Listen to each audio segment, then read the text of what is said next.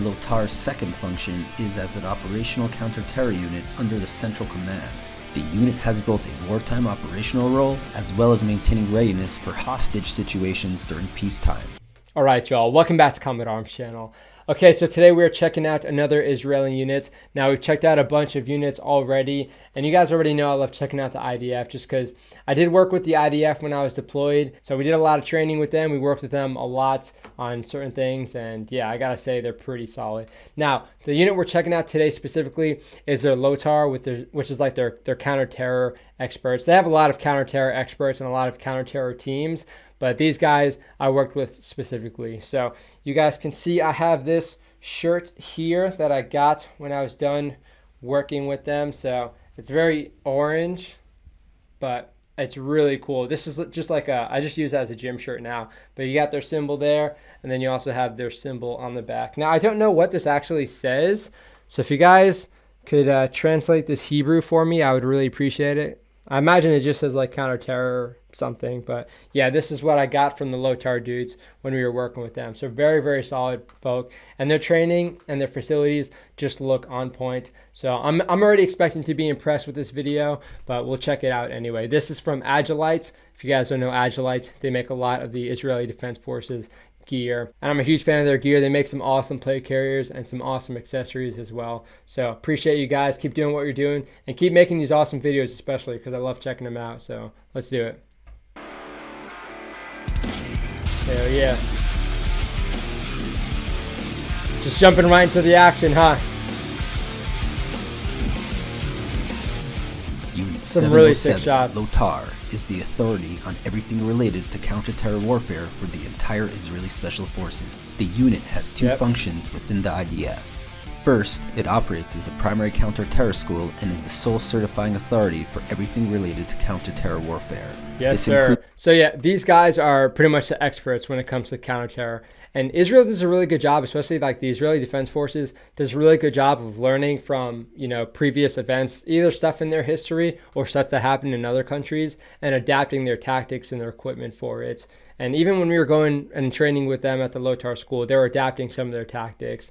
And, they're open to checking out some of our stuff, but they didn't really care so much about our experience because theirs was different, and they were using their tactics every single day, in like the Gaza Strip and whatnot. So let's check out some of these tactics, some of this equipment. So they do have the olive drab aesthetic, so that's pretty cool. They usually have like M4s or Tavors, X95s with Glocks. And yeah, they're really good with like tunnel warfare because they trained with like the Hamas terror tunnels and whatnot. And then they also have these guys. So these are like the monkeys who'd be the guys who'd like rappel down into the windows. Those guys are really cool. I was like the rappel expert for my unit, so it was cool to go and, shadow those guys and see what they do. And then this facility, I feel like I've trained in this exact facility, but yeah, you can see a lot of targets, a lot of crazy stuff going on. So yeah, these guys love training, and they do a really good job of, streamlining their training and making it really effective. Authority for everything related to counter-terror warfare. This includes certifying every counter-terror operator and unit within the Special Forces community. I've been in that building. Hand-to-hand combat, underground warfare, close quarters combat, sniping, tactical rappelling, and more. They are not only qualified command-level instructors. Each LOTAR operator conducts in-field operations throughout Israel in order to remain effective in their various teaching environments. Yes, sir. LOTAR's second function is as an operational counter-terror unit under the central command. The unit has both a wartime operational role as well as maintaining readiness for hostage situations during peacetime. During designated war. Yeah, again, like they're saying, they are an operational unit. So what they were telling us is whenever they go out and do their thing, they'll come back and they'll adjust their tactics. So they'll do like an after-action review, see what worked, what didn't work, what could be adjusted a little bit better, maybe how equipment could be used a little bit differently. And they're also like creating equipment specifically for certain things. Now, I think with the Hamas terror tunnels, they had like their own shield systems being developed and whatnot. So they're really not messing about when it comes to counter-terror stuff. And it's really awesome. It's really easy to see that they really care about it. The LOTAR unit may be deployed as an individual unit or may be attached to an infantry battalion for incursions into urban areas. During peacetime operations, the unit is tasked with a multitude of various mission profiles. These include high-risk entries, searches, and arrests of wanted terrorists throughout the West Bank, response and intervention to active terror attacks, and various other unconventional missions. Yeah, look at that. Super quick, super violent. Intelligence. LOTAR was established in 1974 after the terror attack known as the Ma'alot Massacre. Three armed Palestinian terrorists infiltrated into Israel from Lebanon and entered Netiv Meir Elementary School in Ma'alot, taking over 100 children hostage. A failed rescue attempt by Sayeret Matkal, the IDF's Tier 1 SF unit, resulted in the murder of 21 school children before the hostage takers were killed. Despite being it's really frustrating to hear about stuff like that, and you will see this time and time again where, a unit that's, specialized with, a lot of different things, especially special operations, they're really solid at what they do, but you need certain units to be really big specialists at one specific thing so they're not messing it up, especially when you're talking about a hostage situation. You need the right equipment, the right tactics, and the right mindset with going into a hostage situation. You can't necessarily go into it like it's, a normal military operation. And, sometimes people do it and it works out. Sometimes people do and it doesn't work out. And it's pretty harsh and brutal hearing about those certain situations, but these guys took a very no-nonsense approach to it with making sure that they specialize a specific team for just those operations. But yeah, I remember hearing about that specifically, and I looked up a little bit on Wikipedia and whatnot. So it's crazy because Israel was founded, I think, in 1948. So it's a very young country, but I mean, the development that they have with their military and the readjustment they have is really quick, really spot on. Heavily experienced at fighting complex wars, the IDF was not prepared for this type of threat. This gave birth to Israel's new national counterterrorism mandate. The mandate called for the creation of new laws and rules of engagement against terrorism, the creation of specialized counter-terror units, and the establishment of a new IDF counter-terror school that would govern the subject of counter-terror warfare and train these new units.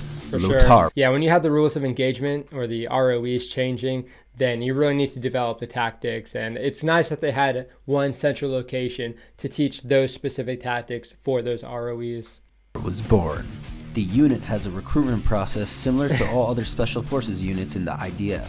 It's comprised of several intensive interviews, psychological tests, and a 15-month qualification course. The course runs around 18 hours per day each day for its entire duration, covering a rigorous and intensive daily and nightly schedule of counter-terror warfare, tactical shooting, and Krav Maga. By the end of the unit's qualification course, approximately 25 recruits are left standing. They will have earned the LOTAR counter-terror war pin and will only then officially enter the unit. LOTAR is also in charge of governing all TTPs, tactics, techniques, and protocols deployed in the field by the entire IDF Special Forces. They are also... Yeah, Israeli Special Forces don't mess about when they're talking about like their training. And 15 months is pretty on par with what you see with a lot of like qualification courses for Special Forces. But yeah, I'm sure those days are going to be pretty long. And even the instructors themselves are probably going to be pretty passionate about it because a lot of them have that real world, if not all of them, have that real world experience. And they understand why the tactics work and they can sort of explain those a little bit better. Responsible for developing any new TTPs required by units to address the new emerging threats they face at the hands of the multitude of terror organizations. Really cool footage, ranging from Hezbollah and Hamas to Al-Qaeda and ISIS. If a new enemy TTP is discovered through intelligence or through an engagement in the field, or if a terror organization finds a way to counter any current TTPs of the IDF units, the LOTAR is immediately tasked with developing a counter-TTP to ensure all units constantly remain in the most optimal disposition. I believe that. All terror threats they engage. They don't mess about. They are constantly in the sights of the most battle-hardened terror groups who are determined to exterminate it at all costs.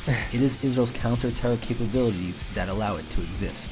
During the day, the LOTAR is busy perfecting the counter-terror capabilities of all the IDF's elite soldiers. At night, while the citizens of Israel sleep, LOTAR warriors do their part in taking out the terror infrastructure that threatens Israel's existence. Yeah, it was pretty clear whenever we would ask a question, either myself or the other Marines in my unit, when we would ask a question when we were doing that CQB training in that facility, they were pretty spun up on why the tactic was the way it is because, again, a lot of them have the real world experience and they also understand why the tactic evolved from what it used to be. And again, they allowed us to do our tactics and see how we did our tactics, and they just didn't agree with it because, again, they are more specialized. They aren't as expendable as a lot of people would, think of like Marines or normal infantrymen.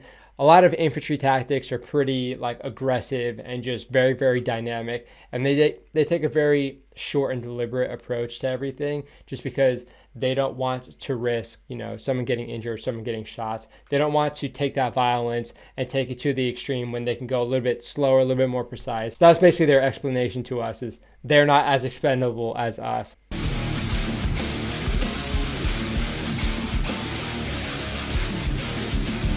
That was a cool facility. If you enjoyed this video and want to see more about IDF Special Forces and their gear, hit the subscribe button and notification bell. Like this video and let us know in the comments section which unit we should cover next. Yeah, there's a lot of cool units that Agilite covered already. So again, I do appreciate you guys doing these videos. They're very cool. There's not a whole lot of videos out there on Israeli units, and I think Agilite would have a pretty good appreciation for the units and what they do.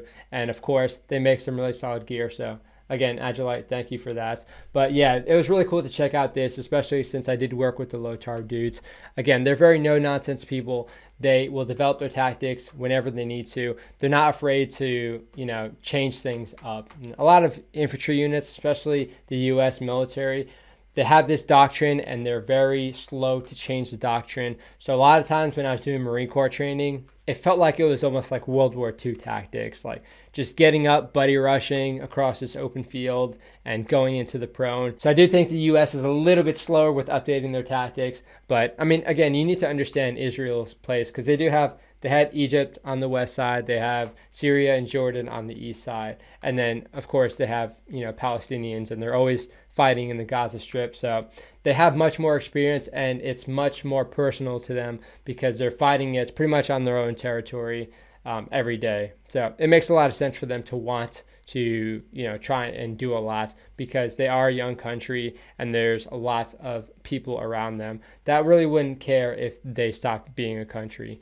So the U.S. doesn't have as much to worry about, especially since we do have a lot of water around us. We're a lot bigger and a lot more expendable, as the Israeli guys were telling us. So I can understand their perspective, and I can understand why it's a lot more, you know, personal for them to make sure that they have everything up to date as possible. But again, I hope you guys enjoyed the video. It's cool checking out units that I've worked with personally, because I can give a better insight as to how they actually do things. And this video is very accurate as far as explaining what they do, what their role is, and how they actually fit in with the rest of the IDF, because they are that premier counter-terror school, and they do a really good job of making sure that they teach everyone the right way and the same way. So yeah, cool to check out. Let me know what you guys think about this unit in the comment section. If you've trained with these guys, let me know how that was. I know a lot of y'all, if you were in the Marine Corps, the U.S. Marine Corps, you might have worked with them. If you did a deployment in that area, you might have worked with them. So if you did, let me know. If you're you know, in any other military and you've worked with the IDF in general, let me know how that was, because I've had pretty much nothing but good experiences working with them as far as their professionalism and their overall attitude towards it. But yeah, let me know what you guys think in the comment section regardless. I do appreciate it. Let me know how the audio sounds, because I have this sound blanket right here. You guys can't really see it. It's pretty much right out of view. But I put up a sound blanket, so hopefully the audio is a little bit better. Let me know how it sounds. If there's anything else I can change up, feel free to throw that down in the comment section. But thank you again for watching. That is it for this video. I'll see you all in the next one.